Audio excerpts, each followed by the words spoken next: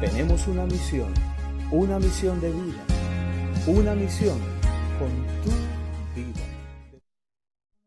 Por medio de Jesucristo y llevar el Evangelio. Es nuestra decisión. Tú has venido y nos has levantado. Nos has dado vida estando condenados a muerte. Nos has dado sanidad cuando estábamos enfermos. Y si nos has dado provisión estando pobres. Señor, gracias. No podemos quedarnos con todo lo que hemos recibido y queremos llevarlo al mundo, a las naciones. Tu amor, el Evangelio, que es poder de Dios para salvación. Te damos gracias, Señor, por este tiempo de alabanza, por este tiempo de adoración. Te adoramos. Queremos vivir para ti, cuidando una salvación tan grande. En el nombre de Jesús, en el poder del Espíritu Santo. Amén y amén. Siéntense, hijos de Dios, bienvenidos. ¿Cómo está el pueblo de Dios? Bendecido. No los escucho. ¿Cómo está el pueblo de Dios? Bendecido. ¿Bendecido bien? Bien, victoria. Jesucristo lo hizo posible. Vosotros sois hijos de Dios y habéis vencido. ¿Por qué? Porque mayor es Jesucristo que está en vosotros que el que está en el mundo. Te puedes levantar como un hijo y vivir y disfrutar como el Hijo de Dios. Jesucristo lo hizo posible, más a todos los que le recibieron y creyeron en su nombre, les fue dada la potestad de ser hechos hijos de Dios. Ahora tenemos una posición correcta: hijos, herederos, coherederos, juntamente con Jesucristo. Créelo, disfrútalo, vívelo, desde ahora y para siempre. No solamente cuando estemos en el cielo con el Señor. Eres real sacerdocio, nación santa, pueblo escogido por Dios para anunciar las virtudes de aquel que nos llamó de las tinieblas a la luz. Podemos disfrutar como reyes y como sacerdotes en vida, desde ahora y para siempre. Jesucristo lo hizo posible. ¿Cuántos lo creen así? Amén. Muy bien, hijos de Dios.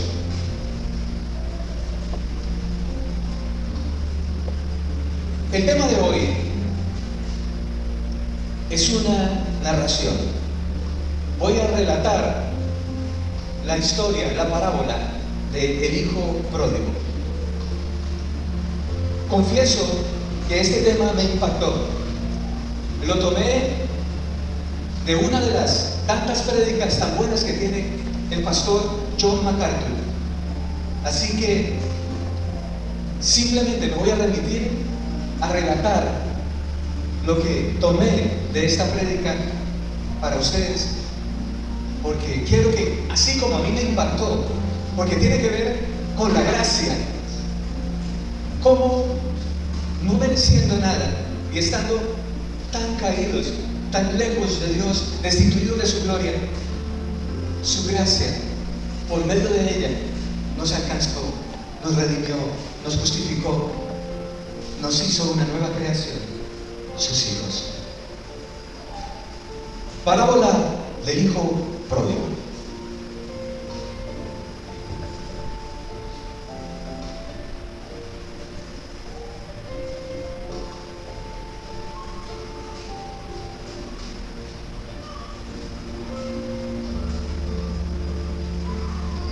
Esa alabanza al Señor estuvo tan buena que se me escurrió la lágrima.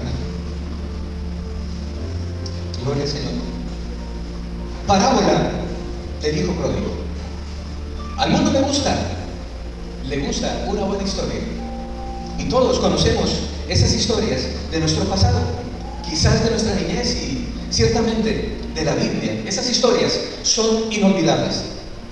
Creo que si votáramos para decir cuál es la historia favorita, habría algún tipo de diferencia en la opinión, pero yo diría que de todas las historias que Jesús contó, sobresale una: la historia de la parábola del hijo pródigo. En un sentido, creo que no es el mejor título, porque es presentada con estas palabras: un hombre tenía 2 hijos, y para de contar, ese es el título que se le da. O sea que esta historia se queda como corta de título, pero es que tiene una profundidad que basta para llenar nuestra vida.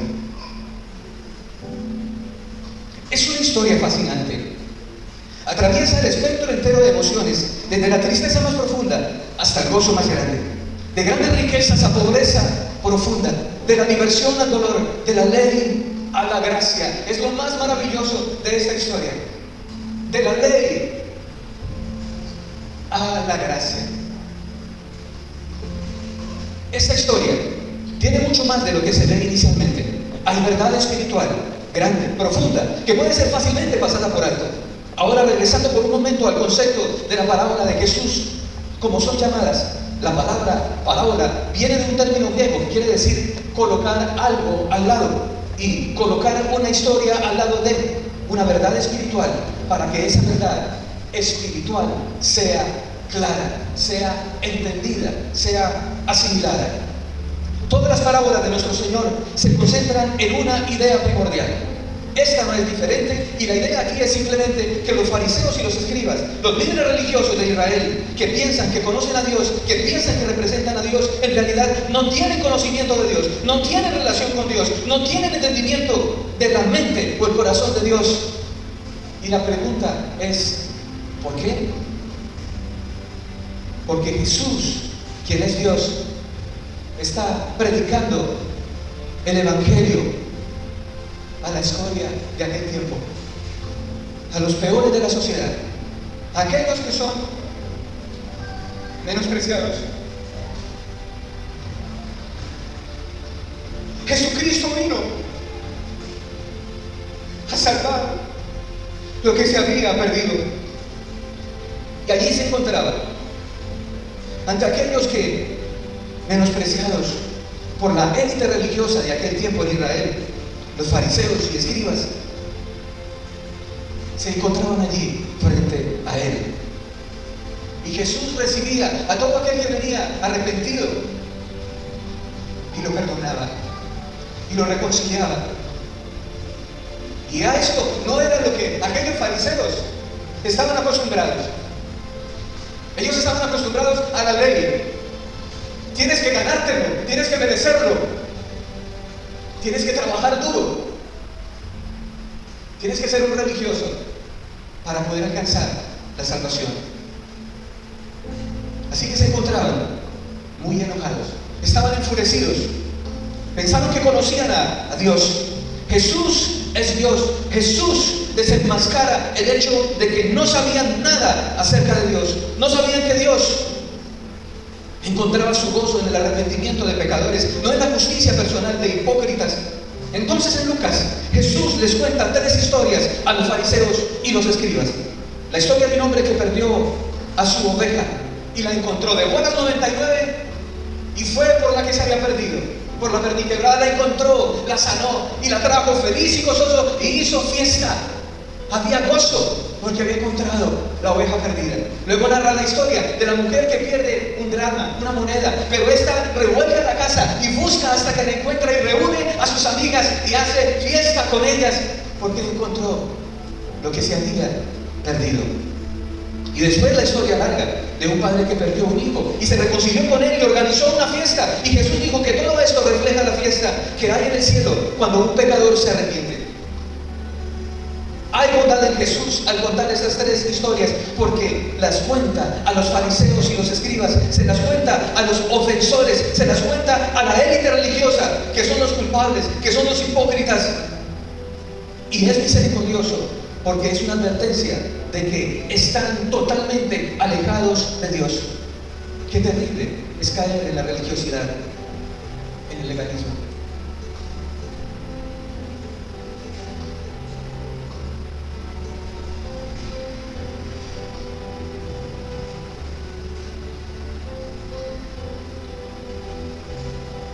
Hay bondad en Jesús al contar estas tres historias, porque las cuenta a los fariseos.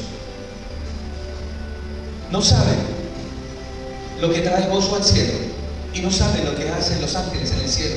Se regocijan. Voy a decir lo que trae gozo: un pecador que se arrepiente. Cada vez que un pecador se arrepiente, Dios y todos sus ángeles y los santos glorificados alrededor de él se regocijan. Lo más sobresaliente en el cielo es cuando un pecador se arrepiente. Y entonces en la historia, el hijo pródigo representa al pecador, y por cierto, Este es el peor pecador que Jesús puede describir. Es extremo, es terrible, pero es reconciliado. El Padre que busca la reconciliación es Jesucristo. Quien recibe el pecador más extremo, el hermano mayor que se enoja en la historia, es el fariseo, es el escriba. ¿Por qué? Porque los hipócritas, religiosos y legalistas que están buscando ganarse el reino de Dios creen que no hay lugar para la gracia. Pero ese es el Evangelio. No hay lugar de donde la gracia no te pueda sacar. Así que yo te pregunto, ¿qué tanto te has alejado del Señor? Tengo buenas nuevas para ti. No importa dónde hayas caído, que tan lejos te hayas ido. Si como el hijo pródigo tú haces hoy un acto y decides volver al Señor, Él está con los brazos abiertos esperándote. Su gracia es mayor que tu rebelión. ¿Cuánto lo pueden creer? En esta simple historia Jesús señala que solo hay dos posibilidades: o recibes la salvación por tus propias obras justas, o vienes el arrepentimiento reconociendo tu pecado y recibes la gracia de un Padre que busca la reconciliación. Solo hay dos posibilidades, y tú estás dependiendo de tus propias obras para ganarte el favor de Dios. No es posible. Es un regalo de gracia cuando te arrepientes, y la gracia viene porque Jesucristo ha pagado el castigo por tu pecado y ofrece la salvación como un regalo. Bueno, creo que casi todo el mundo conoce la historia del hijo pródigo, pero me pregunto si la conoces enteramente tú, si la has hecho parte de tu vida. Bueno, si ves la historia del hijo pródigo, te das cuenta de que es bastante claro que Jesús pinta el relato del peor pecador imaginable para una persona de una aldea del primer siglo, viviendo en medio del Oriente y particularmente en Israel. Porque ningún hijo, ni siquiera en su peor sueño, se comportaría como este lo hizo. Vamos a la palabra y vamos a leer Lucas 15, del 11 en adelante. También dijo: un hombre tenía 2 hijos. Vamos rápido. 12. Y el menor de ellos dijo a su padre: Padre, dame la parte de los bienes que me corresponde. Y le repartió los bienes. No muchos días después, juntándolo todo, el hijo menor se fue lejos a una provincia apartada y allí desperdició sus bienes viviendo perdidamente. Y cuando todo lo hubo malgastado, vino una gran hambre en aquella provincia y comenzó a faltarle. Y se fue y se arrimó a uno de los ciudadanos de aquella tierra, el cual le envió a su hacienda para que apacentase cerdos. Y deseaba llenar su vientre de las algarrobas que comían los cerdos, pero nadie le daba. Y volviendo en sí, dijo: ¿cuántos jornaleros en casa de mi padre tienen abundancia de pan, y yo aquí perezco de hambre? Me levantaré y iré a mi padre y le diré: Padre, he pecado contra el cielo y contra ti. Ya no soy digno de ser llamado tu hijo. Hazme como a uno de tus jornaleros. Y levantándose, vino a su padre, y cuando aún estaba lejos, lo vio a su padre, y fue movido a misericordia, y corrió y se echó sobre su cuello y le besó. Y él, hijo, le dijo: Padre, he pecado contra el cielo y contra ti, y ya no soy digno de ser llamado tu hijo.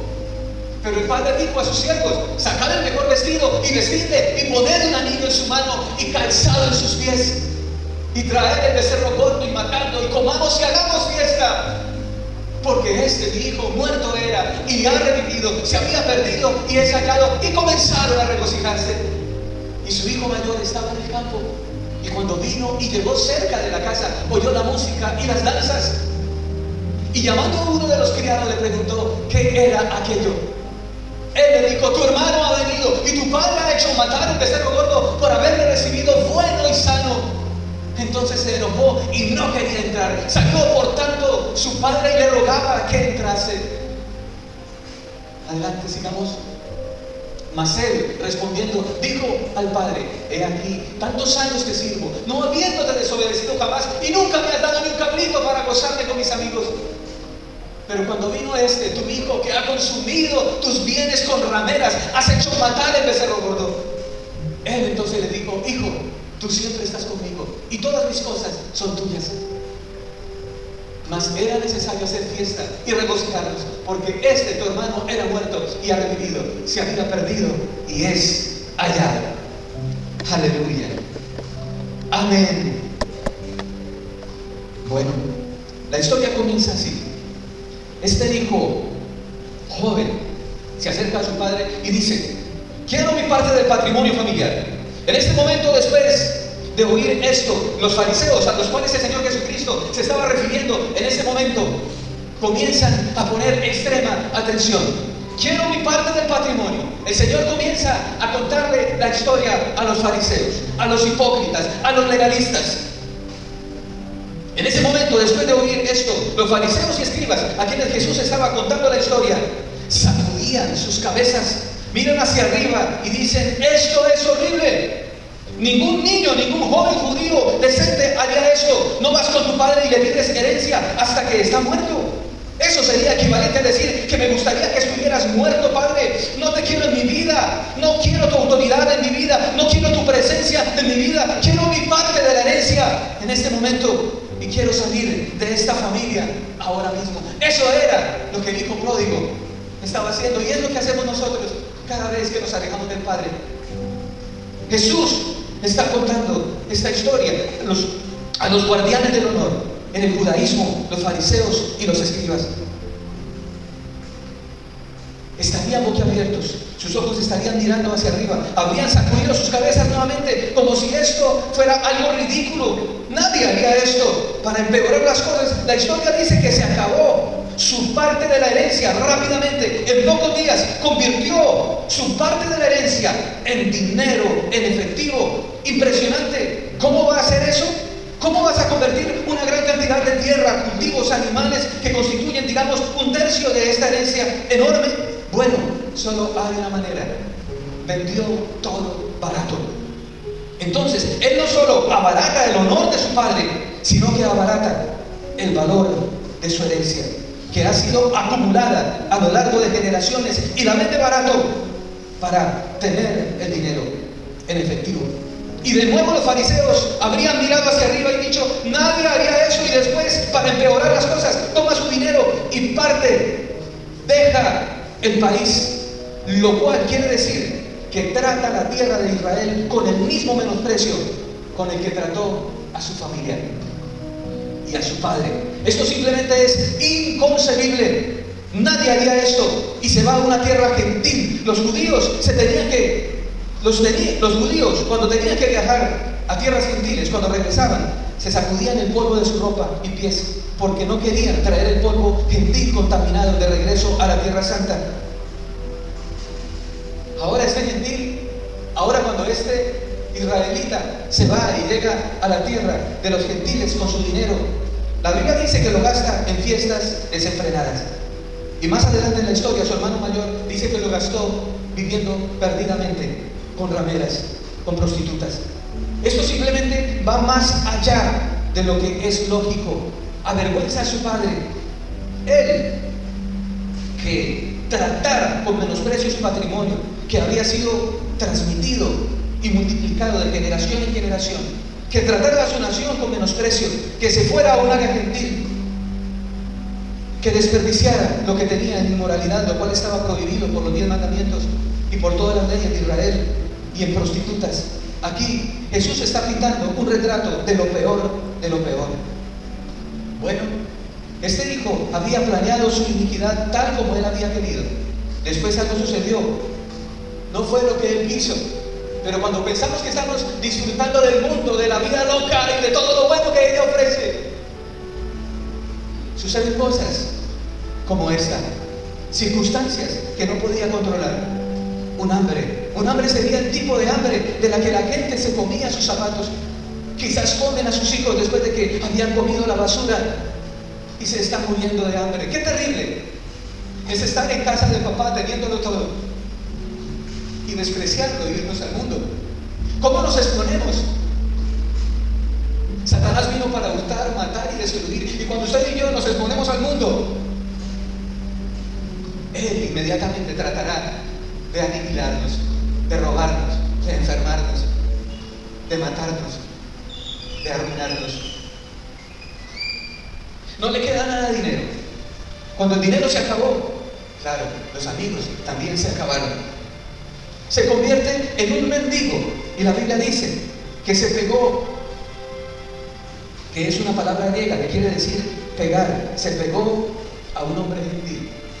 Se salió de la cobertura. Dejó de estar sujeto al señorío del Padre para sujetarse al señorío del mundo. Este hombre tenía unos cerdos. El hombre quiere deshacerse rápidamente de él. Así que lo manda al campo, supuestamente para alimentar a los cerdos. No tiene intención de pagarle. El mundo siempre te quedará debiendo. Porque la historia también dice que nadie le dio algo. Y entonces terminó tratando de comer con los cerdos, de lo que los cerdos comían. Y sabemos que en tiempos antiguos había algarrobas, las cubiertas de una planta que los cerdos podían digerir y los humanos no. Entonces todavía había alimento para los cerdos, las algarrobas, pero debido a que los humanos no podían digerirlas, no podía comerlas. Ahora termina con los cerdos. Ni siquiera puede comer lo que los cerdos comían. Un adagio rabínico dice que cuando los israelitas son reducidos a vaina de algarrobo, entonces se arrepienten. Yo creo que este es el punto para nosotros en esta mañana. ¿Hasta dónde tenemos que llegar, queridos hijos de Dios, para volvernos al Señor? ¿Qué piso tan profundo y cenagoso debemos tocar, casi morir, para decir necesito volver a la casa de papá? Este joven que Jesús creó a través de esta parábola es un símbolo de los pecadores, de las prostitutas, de lo más bajo de la sociedad y los publicanos que estaban viniendo a él en arrepentimiento y recibiendo salvación. Y entonces este joven, en medio de su desesperación, cuando no tiene a dónde acudir, sin alimento, sin esperanza, sin vida por delante, al borde de la muerte, vuelve en sí.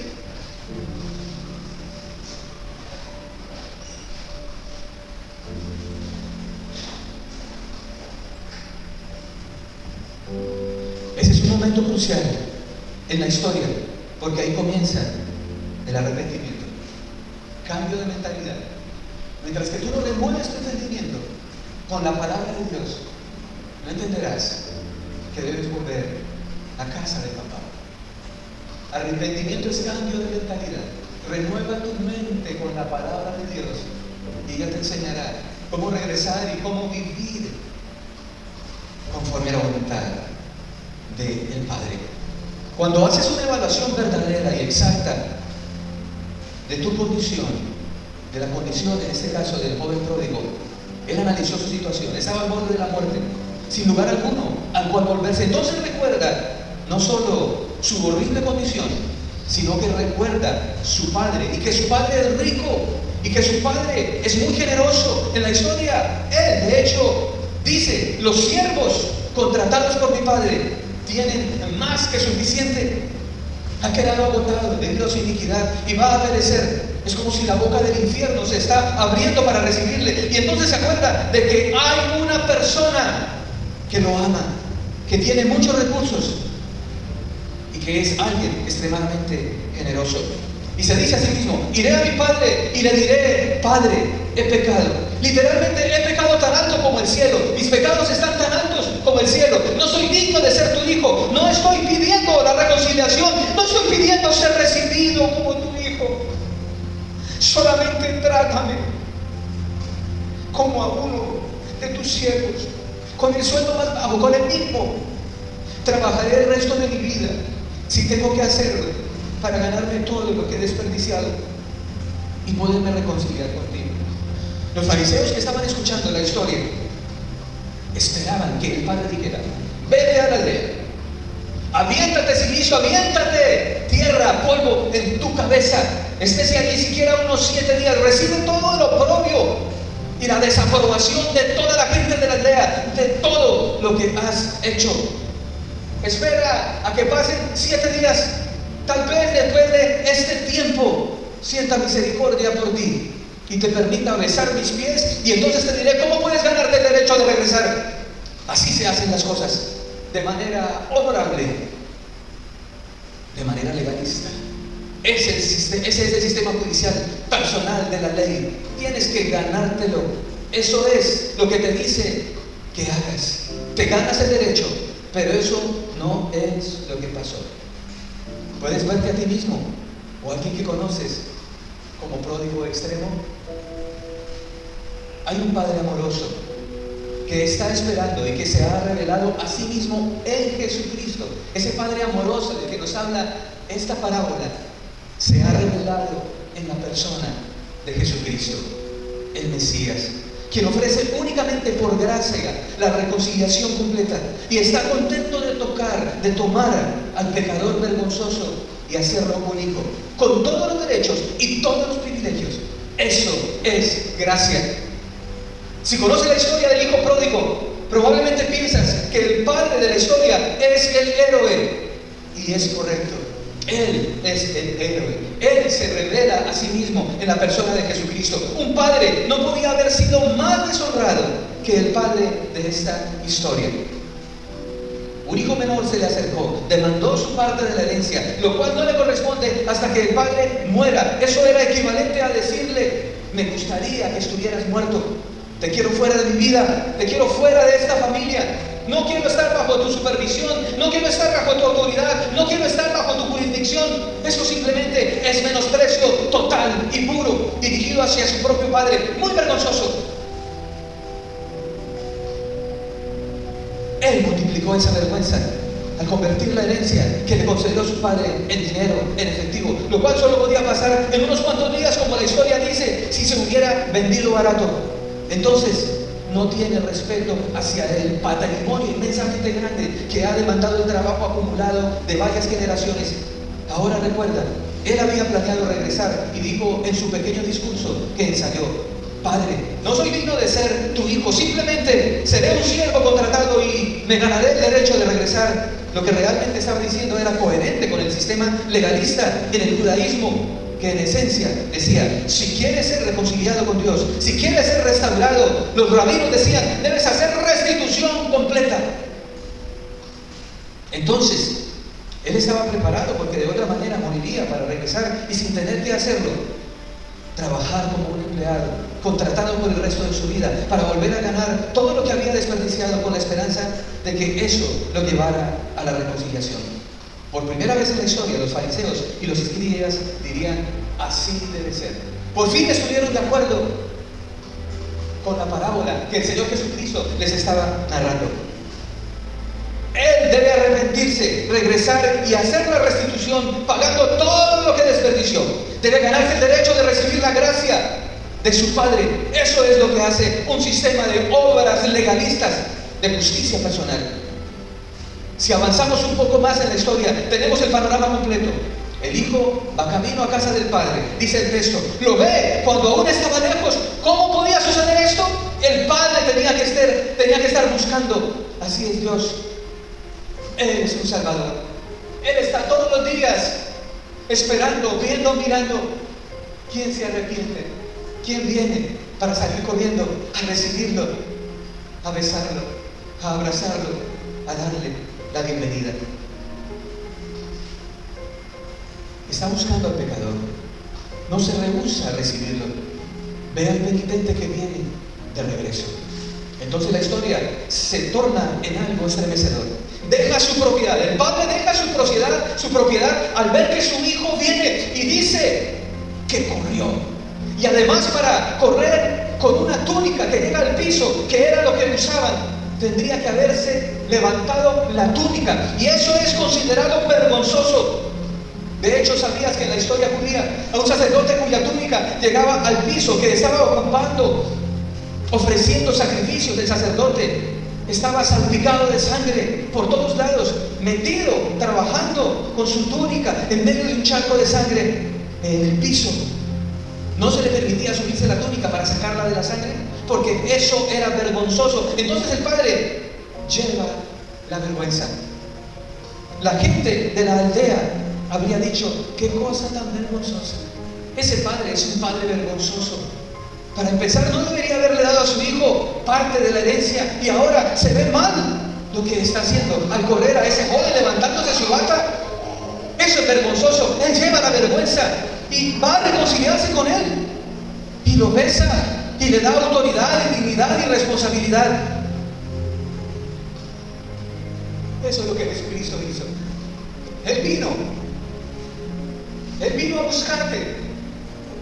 Él salió corriendo del mismo reino, descendió por ti y por mí, se sacrificó, derramó hasta su última gota de sangre, tomando tu lugar y mi lugar.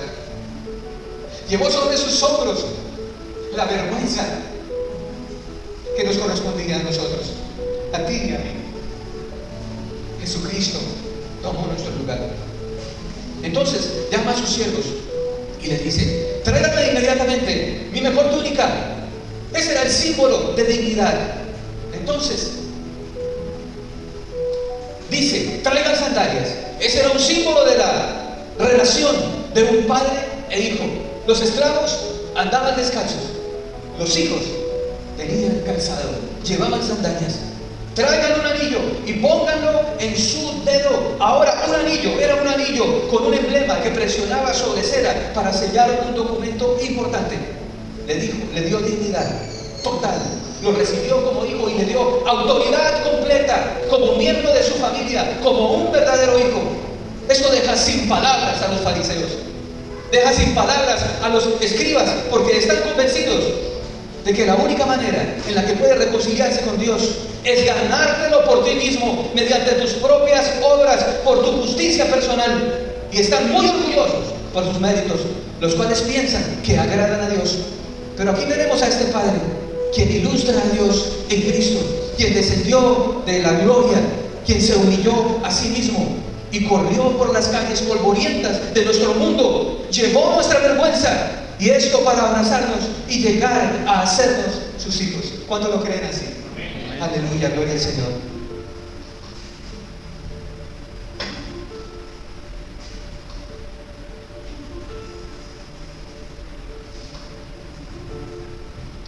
El Padre es el héroe y no es un salvador que se rehúsa a recibir al pecador.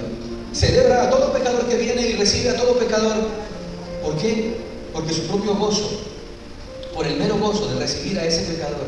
Esa es la razón por la que las dos historias anteriores en Lucas nos dicen que cuando la oveja fue encontrada, el cielo se regocijó.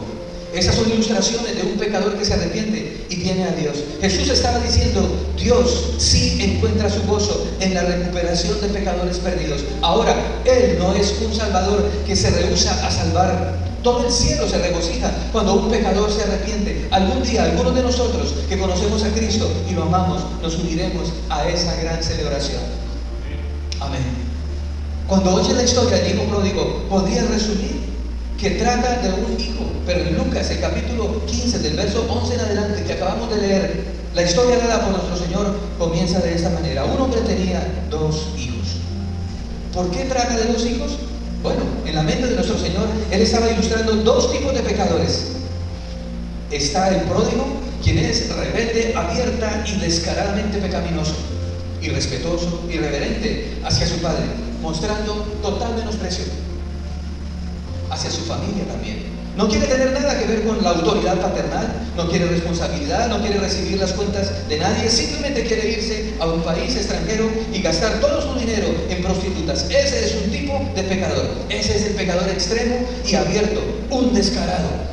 Por otro lado, tenemos al pecador secreto, el que esconde el pecado, el que quiere ser visto como moral, religioso, espiritual, justo, pero no es menos pecador.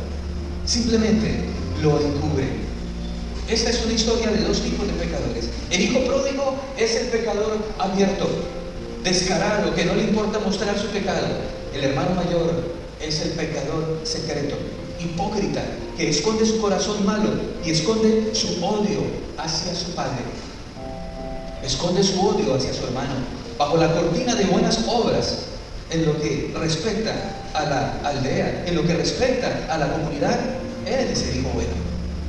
Él es el que se queda en casa el que trabaja en el campo, y él hace todo lo que debe hacer, y él obedece a su padre. Él está bajo la autoridad de su padre, pero esto no hace que deje de ser un pecador. Ya vamos a ver por qué. Él odia en secreto a su hermano. Dice, ¿cómo sabes? Pues ¿dónde estaba al principio de la historia? ¿Dónde estaba cuando ese hijo, el hijo menor, su hermano, a quien debería haber protegido de malas decisiones? ¿Dónde estaba cuando el hermano menor vino y pidió su herencia? Él se hizo el loco y dijo, no, qué bueno, este ya viene, pide su herencia y se larga. Yo me voy a poder quedar finalmente con el resto, con todo. Este debería haber cuidado, protegido de malas decisiones a su hermano. ¿Dónde estaba cuando el hermano menor vino y pidió su herencia y avergonzó a su padre? No está en ningún lugar, no está en ningún lugar en la historia. Cuando el hijo menor viene, él no previene nada, no está en ningún lugar de la historia. Cuando el hijo menor se va, él nunca está ahí para alentar a su padre y proteger la honra de su familia. ¿Por qué? Porque no tiene relación ninguna con ellos. Está en la casa, cumple su deber, hace lo que se le manda, hace lo que se espera de él, pero es un pecador en secreto, es hipócrita. No sabes eso hasta que el pródigo viene a casa. El padre lo perdona de manera total y el padre mata el becerro gordo y organiza una fiesta para toda la aldea entera. Todos ahí están celebrando porque el pródigo ha regresado a su casa. En ese momento, el hermano mayor llega del campo, ha estado ahí afuera cumpliendo con su deber, lo que tenía que hacer. Lo hizo a regañadientes, con resentimiento, probablemente con enojo, deseando que su padre estuviera muerto al regreso, pero lo hizo porque quería mantener la ilusión de que era el hijo bueno, el que era religioso, responsable, pero la realidad de su verdadero carácter es conocido cuando apareció y oyó que había una fiesta. Ahora escuchó música, danza. ¿Qué está pasando? Entonces llamó a un siervo y dice, ¿qué está sucediendo? ¿Cómo es posible que yo no supiera de eso? Bueno, no tenía relación con el padre. Nos damos cuenta que estaba completamente distante del padre. No sabía que todas las tardes salía a esperar si su hermano ya regresaba.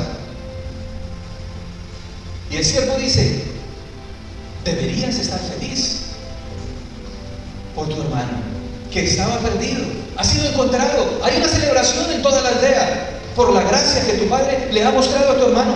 ¿Cuál fue su respuesta? Estaba enojado. Con el perdón de su padre estaba enojado porque su padre perdonó a ese hijo. Entra con tal vergüenza sobre sí mismo y sobre su padre y el hermano menor en la aldea. Él no tenía lugar para la gracia. Estaba muy enojado porque este padre perdonó a este hijo pródigo. Y aquí encuentras el punto clave de la historia. Recuerda, Jesús le está contando esta historia en Lucas 15 a los escribas y fariseos, los que están furiosos con él porque recibe y perdona pecadores y hasta se reconcilia con ellos. No tiene lugar en su mundo religioso para la gracia y el perdón dado, que es dado de una manera gratuita. Y ellos tampoco entienden el gozo de Dios por un pecador que se arrepiente. ¿Sabes una cosa? Esa es una triste realidad. La gente religiosa y la gente que cree que es justa, la gente que trata de ganarse el derecho de ir al cielo, que trata de ganarse el cielo por sus propias obras, se resiste a lo único que los puede salvar, la gracia. Y la religión normalmente es más condenadora que la impiedad abierta. Los religiosos son difíciles de alcanzar porque están convencidos de su propia justicia personal. Pero Dios en Cristo les ofrece perdón a ambos. Y a todos los pecadores en medio de estos dos extremos, y a todos los pecadores en medio de estos dos extremos, que estén dispuestos a venir a Él. Esa es su gracia y esto lo hace para su propio gozo. Dos pecadores, dos tipos extremos. A ambos se les ofrece el mismo perdón. El religioso nunca lo recibió. Es muy peligroso llegar a pensar que tú puedes ganarte el derecho de ir al cielo. A todo el mundo le encantan las historias de perdón y reconciliación. Y una de las más grandes de esas historias es la que Jesús contó acerca del hijo pródigo. Un joven que no respetaba a su padre, que no respetaba a su familia, no respetó a su aldea, no respetó a su nación y en última instancia no se respetó a sí mismo. Huyó con la herencia que realmente no merecía y la desperdició en prostitutas. Terminó en una pocilga, en una cochera, diríamos aquí en el llano, con cerdos, tratando de comer lo que los cerdos comen simplemente para sobrevivir. Avergonzó a su padre, avergonzó a su familia, avergonzó a su aldea, avergonzó hasta su nación, y cuando volvió en sí no tenía a dónde acudir, sino a su mismo padre, y regresó. Y la maravillosa historia, la manera en que la cuenta nuestro Señor, es que antes de que pudiera llegar a la aldea, el padre lo vio cuando estaba lejos, corrió, lo abrazó, lo besó por toda la cara. Pidió que se le pusiera la túnica, sandalias en sus pies, un anillo en su dedo y organizó una celebración. Pero esta es una historia de dos hijos, ¿no es cierto? Comienza de esta manera. Un padre tenía dos hijos. Normalmente cuando llegamos a la parte de la reconciliación y de la fiesta, el resto de la historia en cierta manera se desvanece, pero el resto de la historia es probablemente la parte más importante. El hermano mayor no tiene relación con el padre, tampoco tiene relación con su hermano, está fuera en el campo haciendo sus cosas. La fiesta ya está en marcha. Cuando entra caminando, encuentra un siervo y le dice, al oír la música y al oír la danza, ¿qué está pasando? El siervo dice, bueno, mira, tu hermano ha venido a casa y hay una celebración muy grande porque tu padre se ha reconciliado con él. Pero, ¿cuál es su actitud? Está furioso. Está muy enojado con su padre por la manera en la que ha recibido a su hijo. ¿Y cómo se ha reconciliado con él? ¿Qué tan furioso está el hermano mayor? No va a ir a la fiesta. Se rehúsa a ir. No va a celebrar. Así que el padre vino a hablar con él y le invitó a venir. Simplemente expresa su enojo hacia su padre. Descarga su ira. De hecho, la historia termina así. En las escrituras el padre dice, era necesario hacer fiesta y regocijarnos porque este tu hermano era muerto y ha revivido, se había perdido y es hallado. Fin de la historia. Ahora dices, eso no parece ser exactamente un buen fin. ¿Qué le pasó al hermano mayor? En las historias antiguas eran transmitidas de memoria, y entonces al estructurarse estas historias, normalmente había una serie de estrofas. Sería más fácil recordar una historia si tenía estrofas específicas y con mucha frecuencia. Si era una historia más larga, habían estrofas paralelas. De hecho, hay 8 estrofas que tratan con el hijo menor y el padre, y paralelas a estas debería haber 8 estrofas que tratan con el hijo mayor y el padre, pero únicamente tenemos 7 estrofas. Cualquier persona en la cultura del Medio Oriente reconocería el hecho de que el fin había sido dejado afuera. ¿Cuál fue la respuesta del hijo mayor? Bueno, escribamos una. El hijo mayor se sintió culpable y se arrepintió de su odio hacia su padre y de su hermano. Le pidió al padre que lo perdonara. El padre lo abrazó, lo perdonó, lo besó, se reconcilió con él, se lo llevó a la fiesta. Y ese final nos gustaría a todos. Desafortunadamente, ese no es el fin correcto. Hay un fin en la historia, y si usas el lenguaje de la historia, podría escucharse así. Escuchen, el hermano mayor estaba tan furioso con su padre que tomó un pedazo de madera y golpeó a su padre hasta matarlo. Dices, espera un momento, ¿dónde está esto?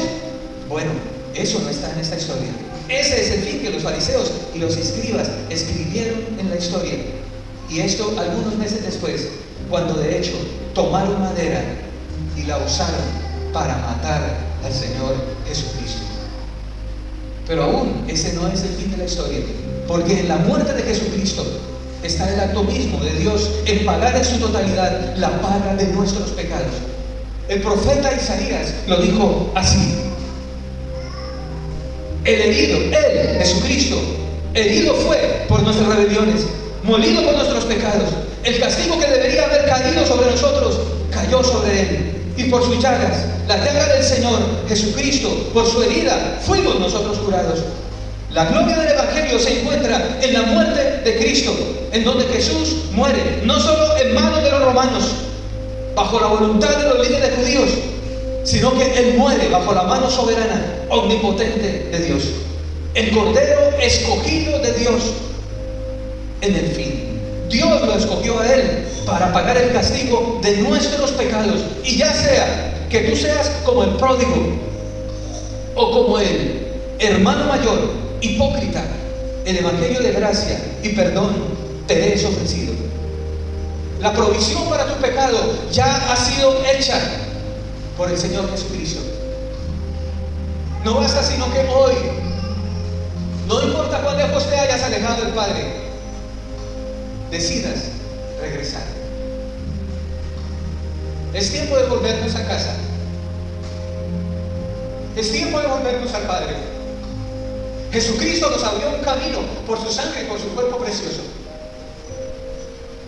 No estés más en el mundo exponiéndote a la muerte, a la enfermedad, a la pobreza. Satanás vino para hurtar, matar y destruir.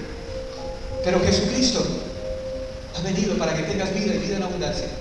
De tal manera amó Dios al mundo que envió a su Hijo unigénito para que todo aquel que en Él cree no se pierda, sino que tenga vida eterna. Es tiempo de regresar. No podemos seguir exponiéndonos más a morir de hambre, a morir asesinados, a morir espiritualmente, a seguir de quiebra en quiebra económicamente, a vivir enfermos. Jesucristo destruyó la maldición de la ley, la muerte, la enfermedad, la pobreza. Y conoceréis la verdad, y la verdad os hará libres. Ya no presenten más sus cuerpos al mundo. Preséntenlos como sacrificios vivos a Dios. Regresen a casa, renueven el entendimiento con la palabra de Dios. Entonces conoceremos la voluntad de Dios, que es buena, perfecta y agradable. Pongámonos de pie y oremos, hijos de Dios. Si usted viene por primera vez a un servicio cristiano, abra su corazón al Señor Jesucristo. Regrese a casa del Padre. Diga conmigo: Señor Jesucristo, gracias porque me amas y entiendo que te necesito. Gracias por morir por mí en la cruz de Calvario. Yo te abro la puerta de mi corazón y te recibo como mi Señor y mi Salvador personal. Yo creo, yo confieso que tú eres el Hijo de Dios.